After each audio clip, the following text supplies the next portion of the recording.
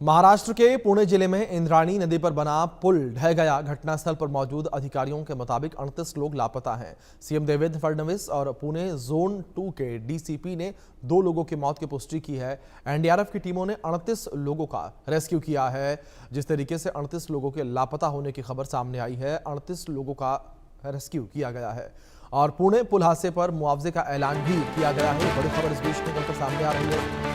CM Fadnavis ने मुआवजे का ऐलान किया है। मृतकों के परिजनों को 5-5 लाख रुपए का मुआवजा दिया जाएगा और घायलों के इलाज का खर्च भी सरकार उठाएगी। ये बड़ी खबर है जो इस बीच सामने आ रही है। जो घायल लोग हैं उनके उपचार का खर्च सरकार वहन करेगी, यानी कि सरकार जो है वो घायलों के इलाज के खर्चा उठाएगी। ये बड़ी खबर निकलकर सामने आ रही है। इंद्राणी नदी पर बना पुल जिस तरीके से गिरा था, इसमें कई लोगों के घायल होने की खबर सामने आई। कई लोग जो हैं वो घायल हो गए थे। ये बड़ी खबर है जो इस बीच सामने आ रही है और अब जो है मुआवजे का ऐलान किया गया है। सरकार ने मुआवजे का ऐलान किया है और 5-5 लाख रुपए मृतकों के परिजनों को मिलेंगे। ये बड़ी खबर है जो इस बीच सामने आ रही है। मृतकों के परिजनों को 5-5 लाख रुपए का मुआवजा दिया जाएगा।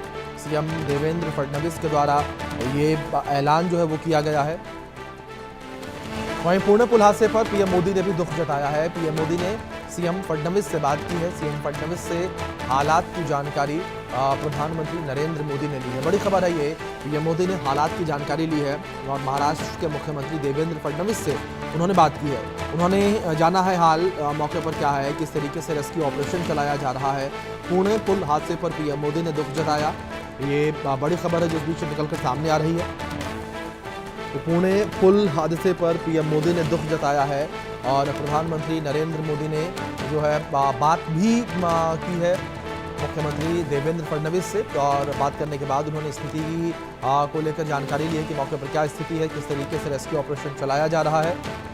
तो ये बड़ी खबर है जो इस बीच सामने आ रही है। वहीं दूसरी ओर पुल हादसे पर गृह मंत्री अमित शाह ने भी दुख व्यक्त किया है। पुल ढहने की घटना से बेहद दुखी हूँ मैं। देवेंद्र फडणवीस से बात करके हालात की जानकारी ली है। मृतकों के परिजनों के प्रति मेरी संवेदना है, गृह मंत्री ने कहा। घायलों के जल्द स्वस्थ होने की कामना करता हूं। महाराष्ट्र के मंत्री गिरीश महाजन घटनास्थल पर पहुंचे। मंत्री गिरीश महाजन ने घटनास्थल का जायजा लिया। ये बड़ी खबर है जिस बीच सामने आ रही है। मंत्री गिरीश महाजन ने घटनास्थल का जायजा लिया है और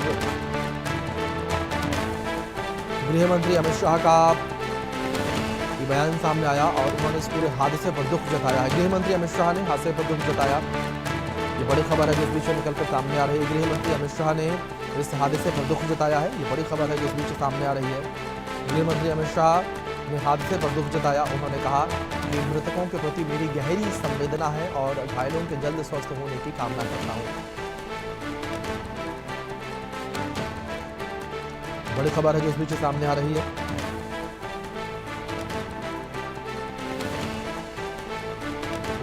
पुणे में जिस तरीके से इंद्राणी नदी पर बना हुआ पुल ढह गया, एक बड़ा हादसा उसमें हो गया। पुणे हादसे पर मंत्री गिरीश महाजन ने कहा है कि बचाव कार्य युद्ध स्तर पर चल रहा है और मलबे के नीचे शव होने की संभावना है।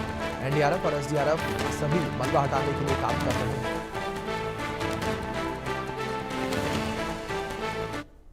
बचाव कार्य आप देख रहे हैं, वार लेवल पे, वार फुट पे यहाँ पे बचाव कार्य चल रहा है। ये मलबा जो गिरा है आप देख रहे हैं ब्रिज का, इसके नीचे 1-2 बॉडी होने की संभावना है। एक बॉडी तो दिख ही रही है, उसको निकालने की कोशिश चल रही है। बड़े से बड़ा क्रेन पुणे से लाया गया है, छोटे क्रेन भी यहाँ पर लगे हुए हैं और एनडीआरएफ है, एसडीआरएफ है, डिजास्टर की टीम है पुणे की, सभी लोग यहाँ के स्थानिक लोग हैं, सभी कोशिश कर रहे हैं। मुझे लगता है थोड़ी देर में ये मलबा हटाया जाएगा। कोशिश तो हम पूरी तरह से कर रहे हैं। अंधेरा हुआ भी तो यहाँ पर पूरे जनरेटर लगा के हमने पूरे लाइट लगा दिए, व्यवस्था पर्याप्त तो व्यवस्था, फोकस लगा दिए, लाइट लगाने की पूरी व्यवस्था कर दी हमने और ये अभी वार लेवल पे सब काम चल रहा है। ये पगडंडी जैसा ब्रिज था, किसानों को आने जाने के लिए, इस गांव से उस गांव में जाने के लिए ब्रिज था, लेकिन जो टूरिस्ट है बहुत भारी होंगे, मतलब 250-300 लोग एक जगह आके खड़े हो गए। जहां से 2-4-5-10 लोगों ने जाना चाहिए वहां पे 250-300 लोग आके खड़े हो गए। वो इतना लोड ले ही नहीं सकता था वो ब्रिज पे से नीचे झुक गया, पूरा पानी में चले गया। नीचे से पानी का फोर्स बहुत, मतलब आप देख रहे हैं 3-4 दिन से बारिश चल रही है, बहुत मतलब बहाव पानी का बहुत तेज है, उसमें ये लोग गिर गए, इसलिए ये हादसा हुआ है। पूरी मनाही करे, दोनों तरफ से बोर्ड लगाए गए थे। पुलिस ने पेपर में भी दिया था कि यहाँ जाना खतरे, मतलब खतरे से खाली नहीं है। सभी का आघात यहाँ के लोकल लोगों ने भी बहुत अपोज किया, लेकिन यहाँ कोई मानता नहीं है, टूरिस्ट मानते नहीं है, झगड़े पे उतर आते हैं और इसलिए हादसा हुआ। 300 लोग 250-300 लोग छोटे पगडंडी के ब्रिज पे आके खड़े हो गए और इसलिए मध्ये जो काही एक पूल तुटल्याची दुर्घटना झालेली आहे, आता मी विभागीय आयुक्त, तहसीलदार आणि पोलीस कमिशनर यांच्याशी बोललो आहे। आत्ता प्राथमिक माहिती एवढीच आहे की हा पूल तुटलेला आहे, त्याच्यामध्ये काही लोक जखमी झाले, त्या जखमींना हॉस्पिटलमध्ये नेलेलं आहे आणि त्यासोबत काही लोक अडकलेले आहेत, त्यांच्याकरता एनडीआरएफची टीम त्या ठिकाणी पोहोचते आहे, त्यांना रेस्क्यू करण्याकरता। काही लोक वाहून गेल्याची शक्यता आहे, अजून त्या संदर्भातलं पूर्ण कन्फर्मेशन मिळालेलं नाही किंवा कॅज्युअल्टीजच्या संदर्भातलं पूर्ण कन्फर्मेशन मिळालं नाही, त्यामुळे या क्षणाला त्याबद्दल बोलणं हे योग्य ठरणार नाही। पूर्ण माहिती याची मिळाल्यानंतर याच्यावर आपल्याला माहिती देता येईल। आता प्रशासन तातडीनं सगळी मोबिलायझेशन करून आणि लोकांना कसा दिलासा देता येईल अशा प्रकारचा प्रयत्न चाललेला आहे। वाटरफॉल के बाजू में ये आयरन का ब्रिज था, पुराना डिलेपिडेटेड ब्रिज था, वो आज गिर गया है लगभग 3:30 से 3:45 बजे। और अब तक की जानकारी, प्राइमरी इंफॉर्मेशन के तहत 2 लोगों की इसमें दुखद मौत हुई है और 6 से 7 लोग जिनको बचा गया है वो हॉस्पिटल में इलाज के लिए भेजे गए।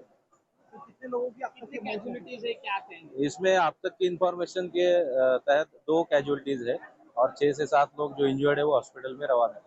कौन कौन सी टीम यहाँ पे लगाई गई है रेस्क्यू ऑपरेशन के लिए? यहाँ पे एनडीआरएफ की जो टीम है वो रेस्क्यू ऑपरेशन के लिए आई है, लोकल पुलिस है और क्रेन और बाकी बचाव कार्य जारी है।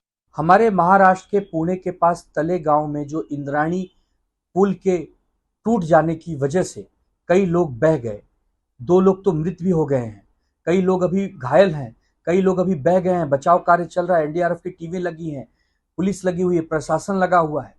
लेकिन एक सवाल उठता है कि जब कोई ब्रिज जर्जर था और उसको बंद कर दिया गया था तो वहां पर प्रशासन क्यों नहीं था, वहां बैरिकेटिंग क्यों नहीं थी, वहां पुलिसकर्मी क्यों नहीं थे और उस पुल को बनाया क्यों नहीं गया? क्या जानबूझकर पहले लोगों को वहां इकट्ठा किया गया कि लोग वहां मर जाएं? क्या ये सब साजिश चल रही है? क्या इसीलिए सरकारों को हम चुनकर देते हैं? हम इसमें राजनीति नहीं करेंगे, किसी भी पार्टी की सरकार हो, कोई भी प्रशासन हो, लेकिन लोगों की जिंदगी से खिलवाड़ क्यों? न वायु मार्ग सुरक्षित है, न जल मार्ग सुरक्षित है, न हेलीकॉप्टर सुरक्षित है। अरे हमारे देश में सुरक्षित क्या है? जिस प्रकार बरसात में लोग एंजॉय करना चाहते हैं, नदी के किनारे नहाना चाहते हैं, नदी में तैरना चाहते हैं, उनकी जिंदगी से कौन खेल रहा है? और उसके बाद भी वहां के सांसद, वहां के मंत्री कह रहे हैं कि वो ब्रिज जर्जर था। लोग जानबूझकर वहां जाते हैं। लोगों को क्यों कोस रहे हैं? अपने सिस्टम को क्यों नहीं कोस रहे हैं जो सड़ चुका है? उसको क्यों नहीं दुरुस्त कर रहे हैं? क्यों लोगों की जिंदगी से खेल रहे हैं? देवेंद्र फडणवीस जी, हम आपसे मांग करेंगे कि इसमें जो जो दोषी हो उनको कड़ी से कड़ी सजा दी जाए, उनको गिरफ्तार किया जाए, वो अधिकारियों को पकड़ा जाए जिनके ऊपर वो जिम्मेदारी थी कि उस इंद्राणी नदी के ऊपर बने ब्रिज की मरम्मत करनी थी। कितना करोड़ों उसमें लग जाता। अजीत दादा, आप भी पुणे से आते हैं, मुरलीधर मोहोड़ आप भी पुणे से आते हैं, देवेंद्र जी आप भी पुणे से आते जाते रहते हैं।